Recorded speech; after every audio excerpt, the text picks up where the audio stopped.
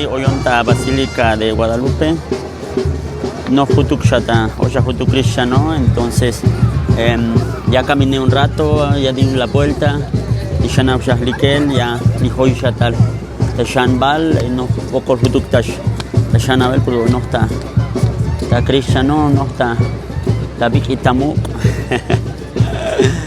Ok, fíjense un concepto que me gusta mucho, por ejemplo, para referirse a personas, por ejemplo, de pequeños y grandes. Bueno, que en el español también de pequeños y grandes, por ejemplo, Tabik y Tamu, por ejemplo, de pequeños y grandes, ¿no? De todas las edades haciendo referencia, ¿no? Ya hay muchos peregrinos por acá. Bueno, también con el tema de los peregrinos, por ejemplo, en Tzotzil, o por lo menos por donde vivo, se dice Hapkok, por ejemplo, por el tema de la antorcha. Hapkok. Entonces, es como podríamos decir peregrino o los antorchistas, ¿no? Es Hapkok, por la antorcha, por el fuego. Recuerden que Kok es fuego.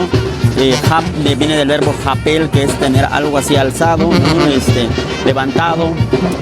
Y bueno, pues aquí voy a seguir un ratito y a ver qué tal nos va, porque sí está complicadísimo movernos, hay mucha gente, ya di la vuelta, y bueno, es la primera vez que vengo, entonces Hatos Valitalita Basílica de Guadalupe, ¿no? Es la primera vez que vengo acá a la Basílica de Guadalupe.